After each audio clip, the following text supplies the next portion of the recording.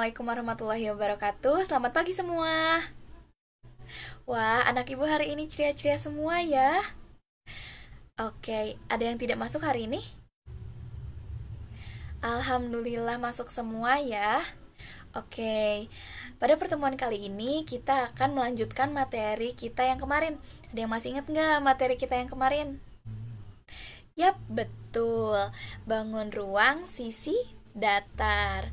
Nah, kalau kemarin kita membahas kubus dan balok, kali ini kita akan membahas bangun ruang sisi datar lainnya, yaitu prisma dan limas.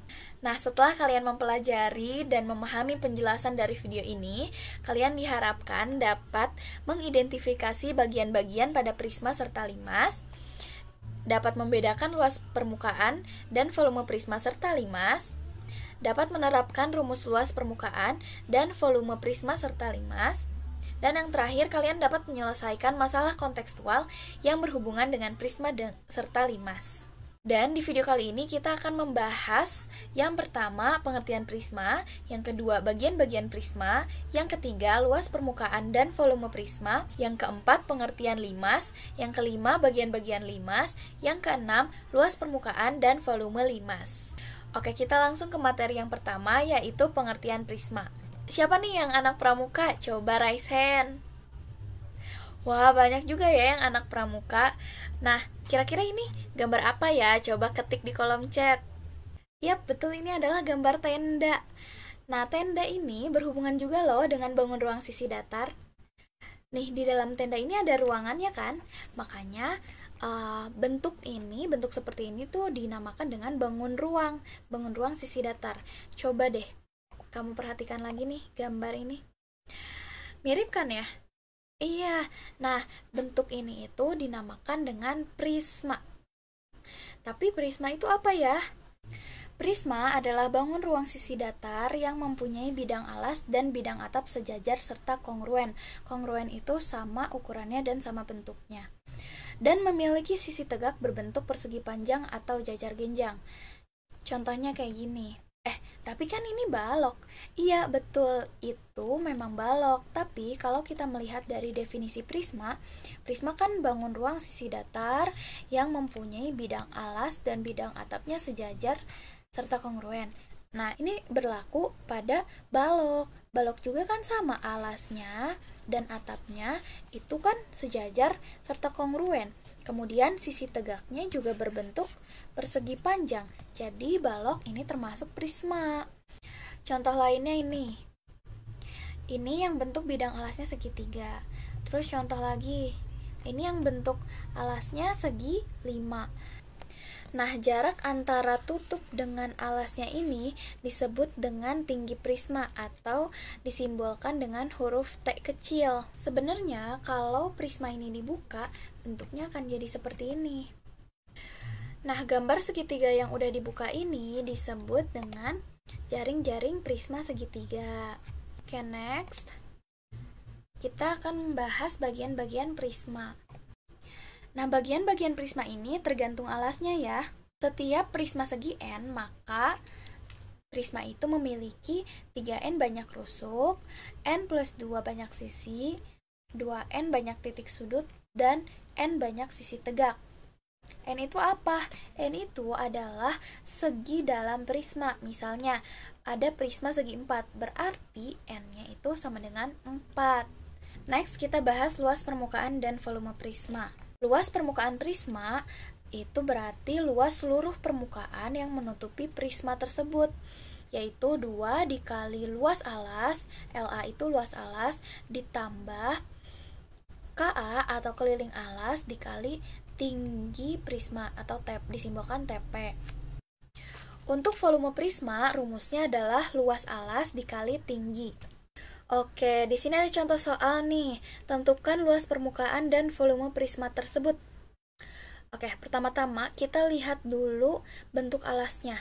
Bentuk alasnya ini merupakan segitiga, jadi dia merupakan prisma segitiga. Nah, dengan tingginya 7 cm. Kemudian alas prisma ini berbentuk segitiga. Coba kita gambar lagi aja ya. Kalau di sini 3, 4, di sini pasti 5. Oke, sekarang kita cari luas alasnya. Luas alasnya itu karena alasnya berbentuk segitiga, jadi luas alasnya adalah luas segitiga, yaitu setengah kali A kali T. Luas alasnya 6 cm persegi. Kemudian keliling alas nih, keliling alasnya kita udah dapat luas alas dan keliling alas. Jadi kita bisa masukin ke rumusnya. Jadi 96 cm persegi. Nah, sekarang kita cari volume prisma ya. Volume prisma itu rumusnya luas alas kali tinggi. Nah, tadi kan luas alasnya sudah didapat 6 cm persegi. Jadi kita tinggal masukkan aja. Jadi volume prisma tersebut adalah 42 cm kubik. Next, bagian keempat adalah pengertian limas. Anak-anak, coba kalian perhatikan ini gambar apa ya? Yap, betul. Ini adalah gambar piramida di Mesir. Tapi emang ada hubungannya ya dengan pembahasan kita kali ini? Tentu jelas ada dong. Kalau kamu perhatikan baik-baik, piramida tersebut merupakan bentuk dari bangun ruang sisi datar. Apa ya nama dari bangun ruang sisi datar tersebut? Sekarang coba kamu perhatikan 3 gambar berikut ini. Coba tebak, kira-kira piramida masuk ke bangun ruang yang mana ya? Nah, piramida di Mesir itu mirip seperti bangun ruang yang B. Kamu tahu nggak kalau ketiga bangun ruang tersebut memiliki nama yang hampir sama? Yap, ketiga bangun ruang tersebut dinamakan dengan limas. Limas adalah bangun ruang yang alasnya berbentuk segi banyak. Pada limas, bidang sisi tegaknya berbentuk segitiga yang berpotongan pada satu titik. Nah, limas ini hampir mirip dengan prisma, tapi tutupnya berbentuk titik. Masih ingat dong bentuk prisma kayak gimana? Prisma itu yang alas dan tutupnya ukuran dan bentuknya sama. Contohnya kayak gini.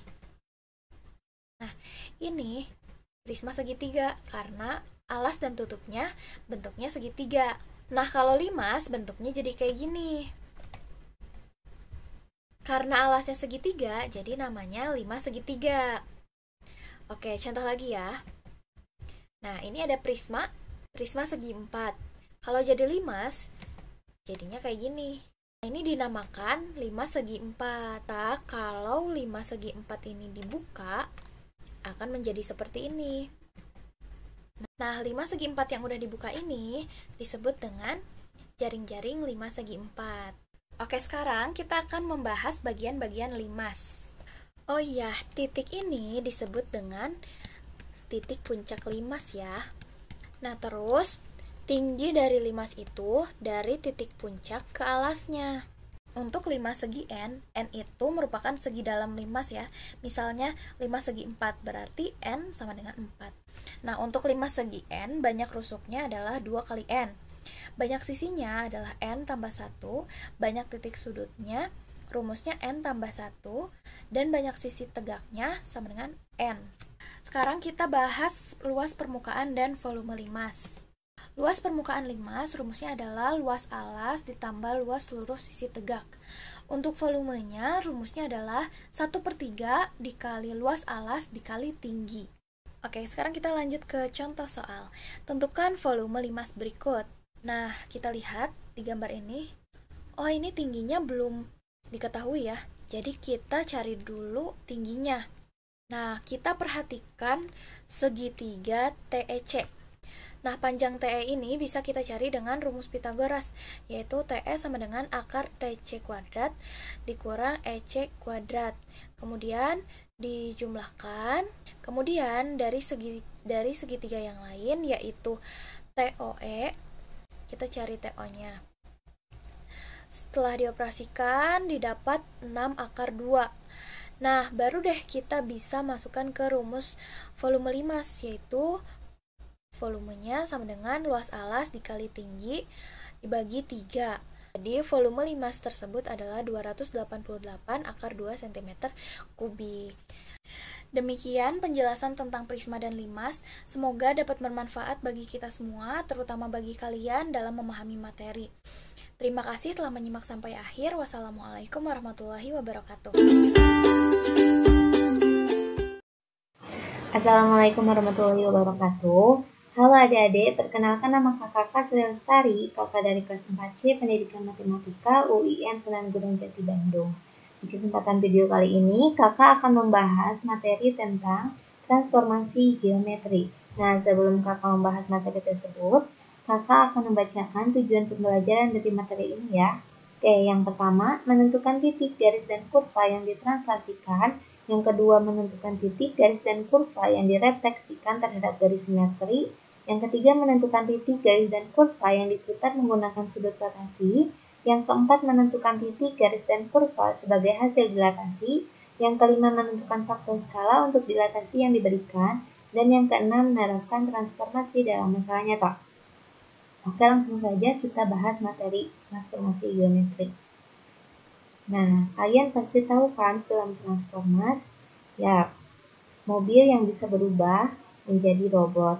Nah, sama halnya di transformasi geometri ini, yaitu dalam artian singkatnya transformasi geometri adalah perubahan.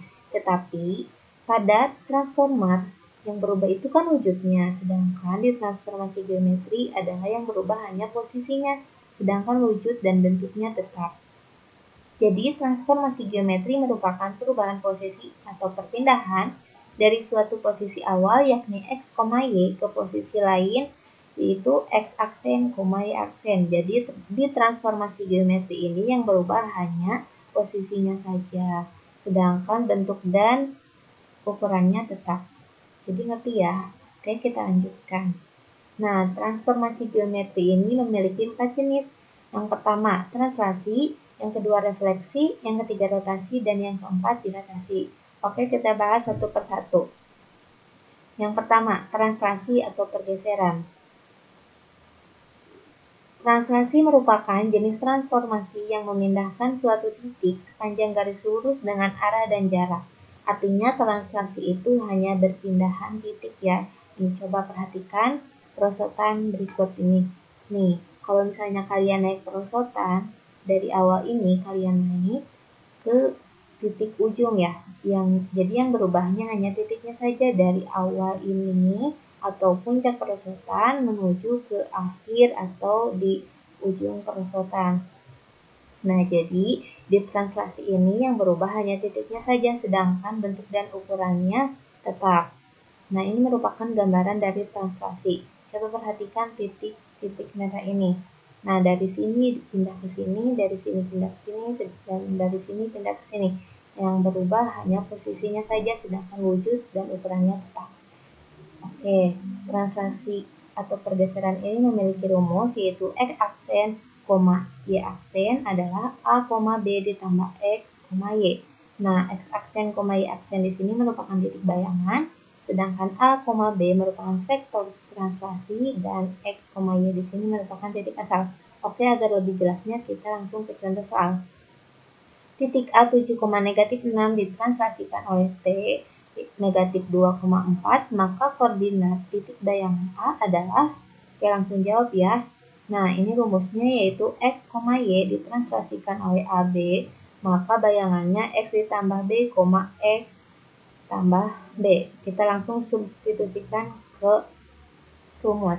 Nah, A di sini ini 7 sebagai X, negatif 6Y, dan negatif 2 di sini sebagai A, 4 sebagai B. Oke, kita masukkan ke rumus. 7, negatif 6 ditranslasikan oleh negatif 2,4, maka bayangannya 7 ditambah negatif 2, negatif 6 ditambah 4, maka bayangannya yaitu 5, negatif 2. Jadi, bayangan dari titik A adalah 5, negatif 2. Oke, paham ya? Kita lanjutkan ke materi selanjutnya. Yang kedua yaitu refleksi atau pencerminan. Refleksi merupakan perpindahan suatu objek dari satu tempat ke tempat lain dikarenakan adanya pencerminan. Contohnya kalau misalnya kalian bercermin, coba amati apakah posisi kalian, wujud, dan bentuknya sama kan? Pasti sama. Nah, di refleksi ini yang berubah hanya posisinya saja, sedangkan wujud kalian, jarak kalian, dan posisi kalian dan wujud kalian tetap ya, hanya posisinya saja yang berubah. Perhatikan nih gambaran dari refleksi. Ini titik merah ini, titik merah ini, titik merah ini direfleksikan, maka bentuk, ukuran, dan jaraknya sama kan, hanya berubah posisinya saja. Oke, refleksi ini memiliki rumus, ada 6 ya rumusnya. Yang pertama, pencerminan terhadap sumbu negatif X, maka rumusnya X, negatif Y. Pencerminan terhadap sumbu negatif X, maka rumusnya negatif X, Y. Pencerminan terhadap garis Y sama dengan X, maka rumusnya Y, X. Pencerminan terhadap garis Y sama dengan negatif X, rumusnya yaitu negatif X, negatif Y. Yang kelima yaitu pencerminan terhadap garis X sama dengan H, maka rumusnya 2H negatif X, Y. Pencerminan terhadap garis Y sama dengan H, maka rumusnya X, 2K negatif Y. Oke, kita langsung ke contoh soal.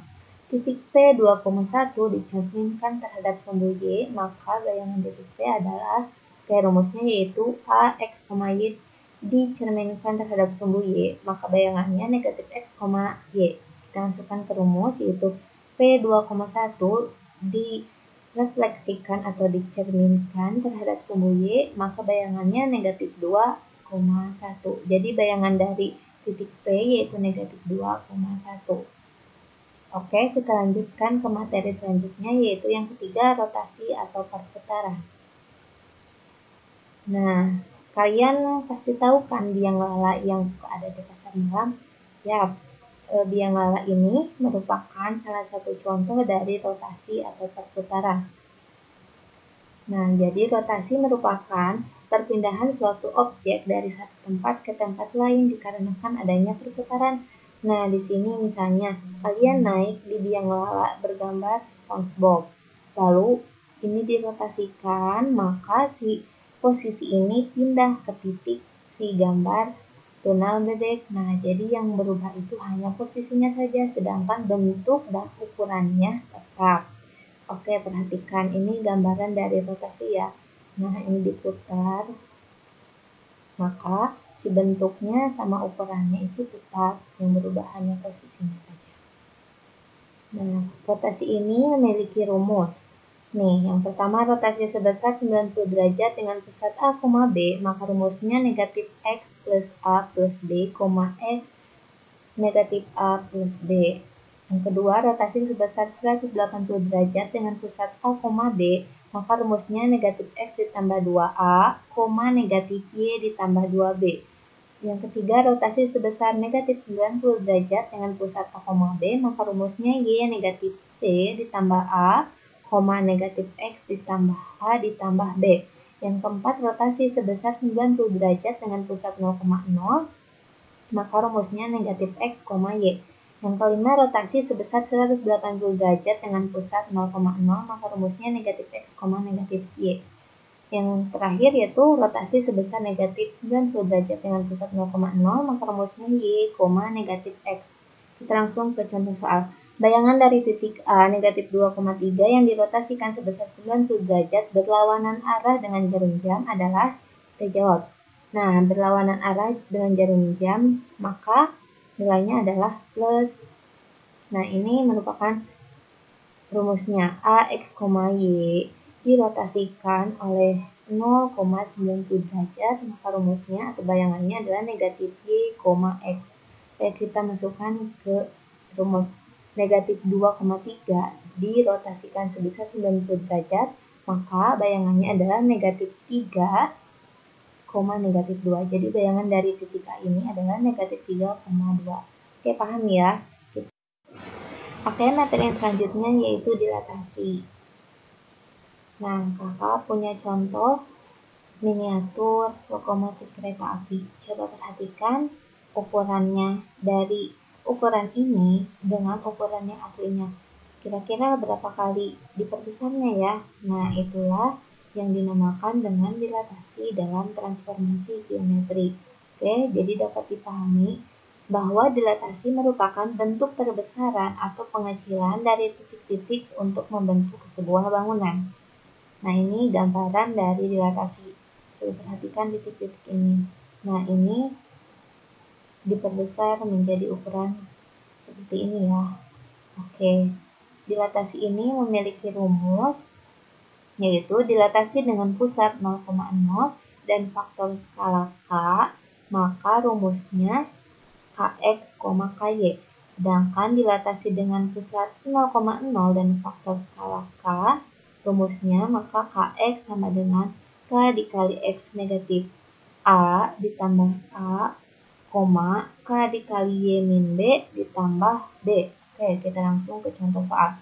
Titik Q 3,6 didilatasikan terhadap titik pusat N negatif 2,3 dengan faktor skala 2, maka bayangan titik Q adalah, rumusnya ini, AX, Y didilatasikan oleh titik A, B, K, maka bayangannya adalah A ditambah K dikali X min A, B ditambah K dikali Y min B. Oke, kita substitusikan ke soal.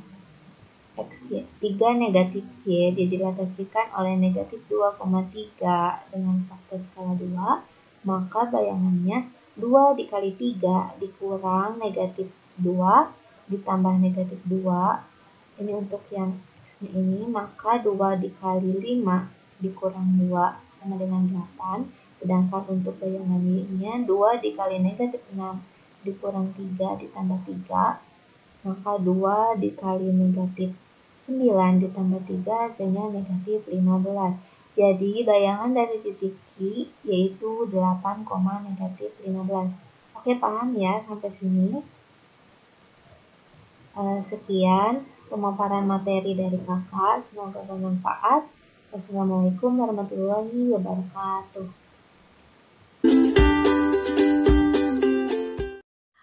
Assalamualaikum warahmatullahi wabarakatuh. Selamat pagi anak-anak, bagaimana kabarnya hari ini? Semoga semuanya dalam keadaan sehat ya. Nah, sekarang kan sudah kelas 12 nih. Kita akan mulai pelajaran matematika bab pertama yaitu dimensi 3.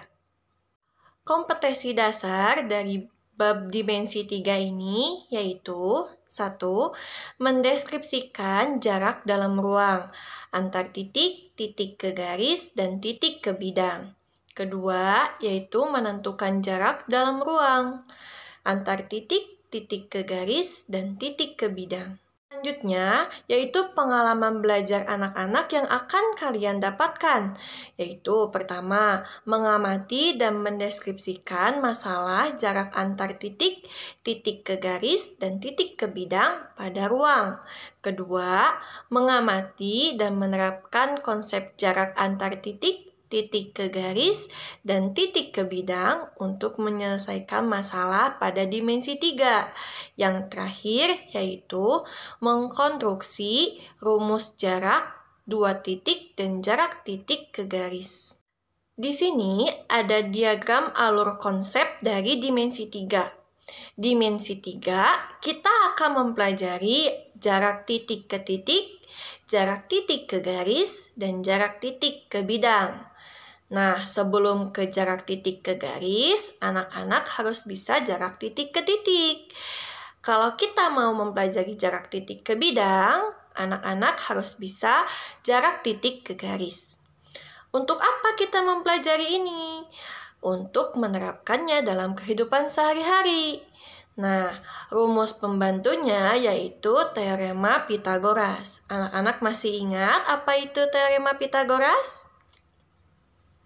Ya, teorema Pythagoras sama dengan C kuadrat sama dengan A kuadrat ditambah B kuadrat. Baik, setelah tadi penjelasan tentang tujuan pembelajaran, tentang pengalaman belajar, kompetensi dasar, dan diagramnya, kita mulai ke materi yang pertama yaitu jarak antar titik. Ayo kita amati gambar yang sudah Ibu tampilkan.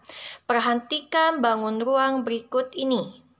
Nah, dari gambar yang sudah ada di layar, bangun 11A merupakan kubus ABCD EFGH dengan panjang rusuk misalkan 3 cm. EC, EG, dan AC masing-masing merupakan jarak antar titik E dengan C. titik E dengan G, serta titik A dengan titik C. Pada bangun 1.1b, jarak antara titik P dan Q adalah panjang ruas garis PQ. Sekarang, mari kita kumpulkan informasi dan kita akan menalar. Diberikan suatu masalah seperti berikut. Dalam suatu kamar berukuran 4 meter dikali 4 meter dikali 4 meter, dipasang lampu tepat di tengah-tengah atap. Kamar tersebut digambarkan sebagai kubus A, B, C, D, E, F, G, H. Berapa jarak lampu ke salah satu sudut lantai kamar tersebut? Nah, sekarang penyelesaiannya. Misalkan kamar tersebut digambarkan sebagai kubus A, B, C, D, E, F, G, H, dan lampu dinyatakan dengan T sebagai gambar berikut. Nah, tuh udah ada ya, gambar kubus A, B, C, D, E, F, G, H dengan lampunya itu titiknya T. Pas di tengah-tengah atap kamarnya. Jarak lampu ke salah satu sudut kamar adalah jarak titik T ke titik A atau ke titik B atau ke titik C atau ke titik D. Titik T merupakan titik tengah bidang EFGH. Sehingga TA sama dengan TB sama dengan TC sama dengan TD. Akan dicari jarak titik T ke titik A. Nah, caranya dapat dicari dengan segitiga AET. Karena garis AE tegak lurus dengan garis ET, maka segitiga AET merupakan segitiga siku-siku yang siku-sikunya ada di E. Dengan menggunakan teorema Pythagoras, maka diperoleh AT kuadrat sama dengan AE kuadrat ditambah ET kuadrat. Nah, sekarang kita tentukan panjang garis ET-nya. Karena T merupakan titik tengah, maka ET sama dengan setengah EG. Karena EG merupakan bidang diagonal, maka ET sama dengan setengah dikali 4 akar 2 sama dengan 2 akar 2. Nah, tinggal kita masukkan di yang rumus Pythagoras tadi. AT kuadrat sama dengan AE kuadrat ditambah ET kuadrat. Jadi, AT sama dengan akar 4 kuadrat ditambah 2 akar 2 pangkat 2. 4 kuadrat berapa? 16. Kalau 2 akar 2, ya 8. Jadi 16 ditambah 8, ya akar 24. Akar 24 itu berapa? 2 akar 6. Jadi jarak lampu ke salah satu sudut lantai adalah 2 akar 6 meter. Terima kasih atas perhatian anak-anakku, murid-muridku semuanya. Semoga apa yang Ibu sampaikan tadi kalian bisa pahami. Jika kurang difahami, bisa tanyakan ke Ibu langsung ya. Sampai jumpa di pertemuan selanjutnya. See you at the next meeting. Wassalamualaikum warahmatullahi wabarakatuh.